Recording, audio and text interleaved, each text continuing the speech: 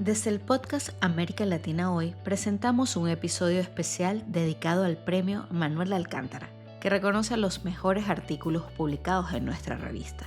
En esta ocasión, celebramos el texto galardonado El encanto del personalismo, un análisis profundo sobre el ascenso de Nayib Bukele en El Salvador y las claves de su popularidad política.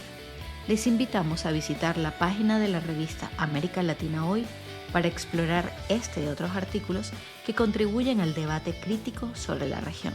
Acompáñennos. Hola, soy Cecilia Rodríguez, editora de América Latina Hoy. En este episodio tengo el gusto de conversar con Diego Luján y Gonzalo Puig Lombardi, autores del artículo El encanto del personalismo, explicando el ascenso de Nayib Bukele en El Salvador, publicado en el número 94 de la revista. Este trabajo acaba de recibir el reconocimiento especial del Premio Manuel Alcántara, otorgado por primera vez este año a los mejores textos publicados en América Latina Hoy durante 2024. Diego, Gonzalo, bienvenidos y muchas gracias por acompañarnos para comentar su investigación.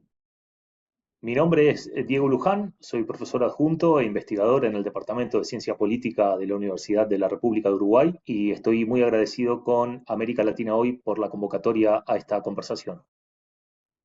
Buenas tardes, mi nombre es Gonzalo Puig, soy investigador como estudiante de doctorado en el Departamento de Ciencia Política y profesor ayudante en el Programa de Estudios Internacionales de la Universidad de la República. Este artículo analiza con notable claridad cómo opera el personalismo electoral a partir del caso Bukele. Para empezar, ustedes distinguen entre personalismo electoral y personalización del poder, una diferenciación que no suele aparecer con tanta nitidez en los estudios sobre liderazgos fuertes o populismo. ¿Cómo llegaron a esta distinción y por qué consideran que es particularmente relevante para comprender el caso de Bukele? Bueno, es una muy buena pregunta porque esta distinción entre personalismo electoral y personalización del poder o personalismo de gobierno es una distinción muy importante en realidad, para el programa de investigación en el que venimos trabajando hace un buen tiempo sobre personalismo político. La distinción entre estas dos formas de personalismo surge en realidad como la necesidad de distinguir dos fenómenos que, si bien son muy diferentes, han estado habitualmente etiquetados bajo el mismo rótulo por la literatura, ¿no? Entonces eso daba lugar a una cierta ambigüedad conceptual que hacía difícil distinguir cuándo hablábamos de personalismo en la arena electoral y por lo tanto centrada en la importancia que los candidatos tienen para movilizar y para persuadir a los votantes, y cuándo estábamos hablando de personalismo en tanto concentración del poder, ¿sí? En la figura de un líder, en desmedro de los frenos y contrapesos de carácter institucional y de organizaciones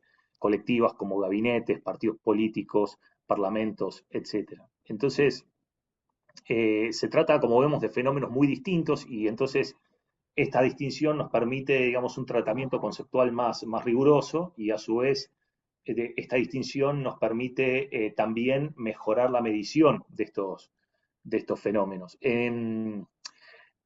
Digamos, si bien ambas formas de personalismo, el electoral y el de gobierno, pueden ir de la mano y habitualmente o en algunos casos se presentan juntas, no necesariamente esto tiene que ser así. Teóricamente hablando, al menos un mismo líder puede ser un líder personalista en la arena electoral, pero no serlo luego si es electo presidente, por ejemplo, ¿no? Por distintas razones, ya sea porque no quiere o porque tiene limitaciones que le impiden ejercer el gobierno de un modo personalista. En el caso de Bukele específicamente, esta distinción nos resultó muy importante porque nosotros nos centramos en Bukele en tanto candidato y por lo tanto lo que hicimos fue ver su discurso de campaña electoral. Cuando empezamos a trabajar en este paper, en realidad ya había algunos trabajos previos que se enfocaban en las características de Bukele como gobernante, ¿no? Y entonces a nosotros nos pareció que era interesante ver si esas mismas características se replicaban también en Bukele como candidato presidencial, y entonces nos centramos específicamente en la arena electoral para tratar de explicar su ascenso al poder. Bueno, complementando un poquito lo que comentaba Diego, como se decía, esta distinción es, creo yo, es uno de los grandes aportes más bien conceptuales y a la hora de medición para el estudio del personalismo. Nosotros el caso de Bukele lo encontramos muy particular porque la organización en el poder era conocida. Sabíamos que eso estaba sucediendo, por así decirlo, como se dice acá con el diario del lunes, por más que esto ya tiene un tiempo a la figura actual de Bukele, sabíamos que esto estaba pasando, pero como nuestro foco está en esa movilización y persuasión de votantes, que son los mecanismos de vinculación, teníamos que saber si en este contexto de tan particular del Salvador, que era un sistema de partidos previo a Bukele altamente ideologizado, esto también era en la campaña, lo que Diego comentaba como arena electoral. No teníamos ese conocimiento aún, por eso dedicamos el estudio ahí. Por más que construimos sobre una conceptualización previa que trasciende a Bukele, podría aplicarse en otros casos. Uno de los hallazgos más sugerentes del trabajo es que los mensajes antipartidos fueron los que generaron mayor reacción del público en redes. ¿Piensan que este tipo de discurso tiene efectos más profundos, capaces de erosionar la confianza ciudadana en los partidos, o se trató más bien de una estrategia eficaz para esa contienda electoral específica? Bueno, efectivamente, lo que nosotros llamamos retórica antipartidista son ligeramente la mayoría de los tweets de Bukele y además son los que, como comentabas, son los que generan más reacciones. Nosotros esperábamos que esto pudiera pasar, ya que la erosión de la confianza en el sistema de partidos ya existía. Lo que nosotros encontramos es que cada mensaje se complementa. Entonces, Bukele, con esta retórica antipartidista, con estos mensajes antipartidos, es también, pero él no solamente se aprovecha de esta falta de confianza, pero sino la genera, va generando esta erosión de la confianza. Es las dos cosas en simultáneo. Es producto de esta erosión, la capitaliza, pero además es una estrategia electoral deliberada que le permite a su vez que la autopromoción tenga mayor sentido.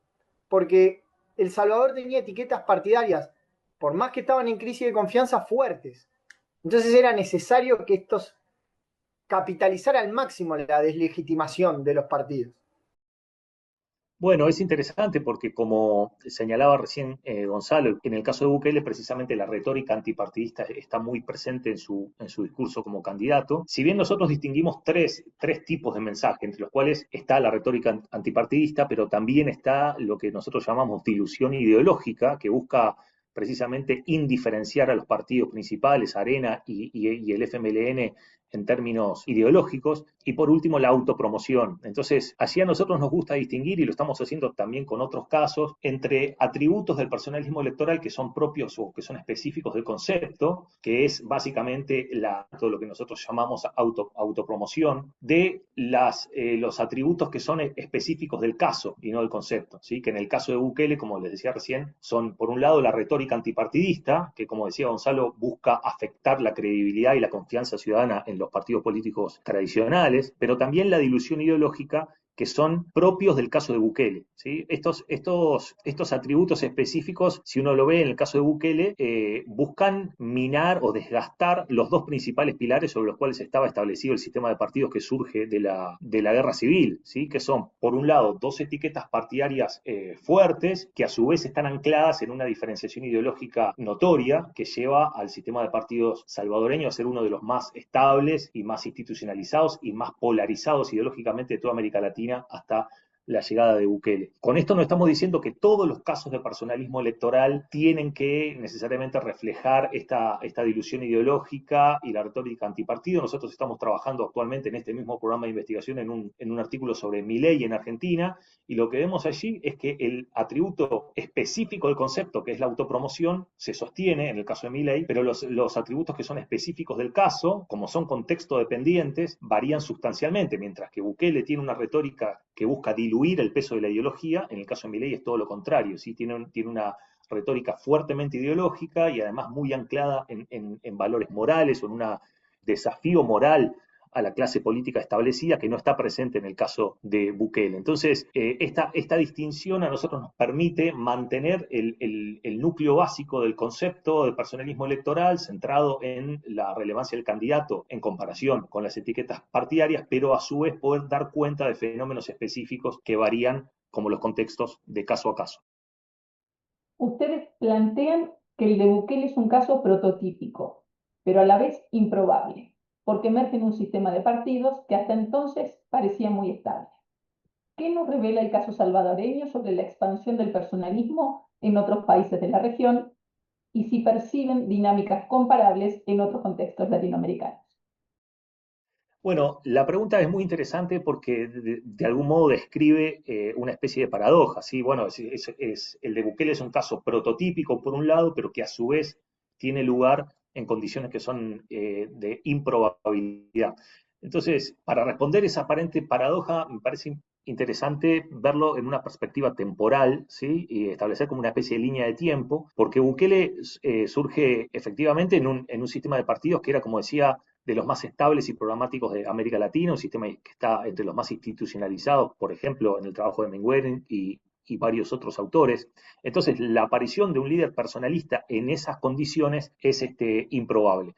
Sin embargo, ese mismo sistema nosotros mostramos en el artículo a partir de una serie de indicadores de opinión pública, sobre todo, mostraba signos de desgaste muy importantes ya luego del año 2015. Entonces, en cierta forma, el desgaste lleva a una suerte finalmente de colapso del sistema de partidos, en donde hay como una especie de reemplazo, ¿sí? Reemplazo de los vínculos o de los mecanismos de vinculación, los linkages en el sentido de Kirchner, porque de alguna manera los vínculos ideológicos o programáticos son reemplazados de manera abrupta por vínculos de carácter personalista, ¿sí?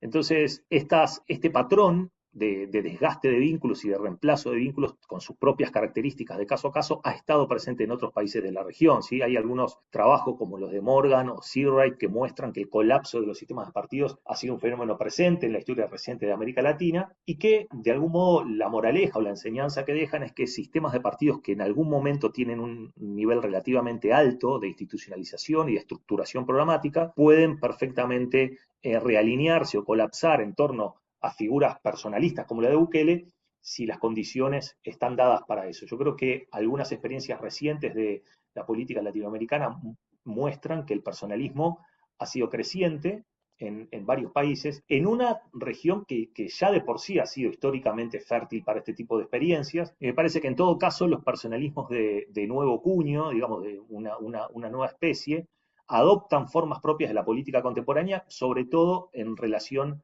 con el uso y el alcance de los medios digitales de comunicación, redes sociales, etcétera, que lo que hacen es proveerles un alcance más eficiente y más amplio a sus audiencias, pero que en el fondo y en cuanto a la naturaleza del fenómeno, también de alguna manera recuerdan a otras experiencias personalistas propias de muchos países latinoamericanos.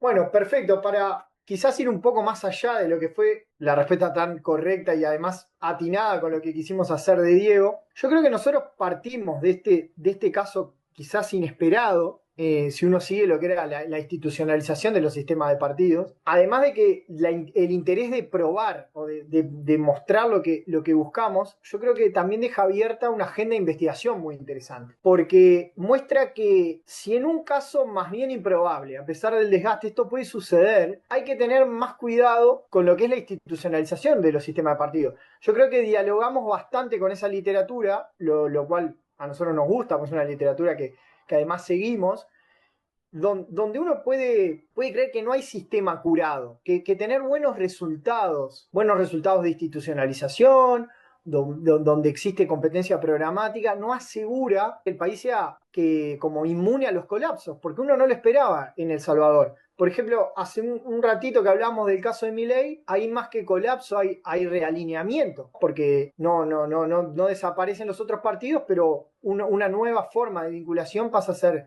dominante o preferible. Muchas gracias por acompañarnos. Les recordamos que pueden enviar sus manuscritos para su valoración a nuestra revista. Cualquier duda pueden entrar en nuestra página web americalatinahoy.es. Mantente al día con los temas más relevantes de América Latina. Síguenos en nuestras redes sociales @iberoame en Instagram y X y forma parte de nuestra comunidad. Visita también nuestra página web iberoame.usal.es y conoce nuestra oferta académica.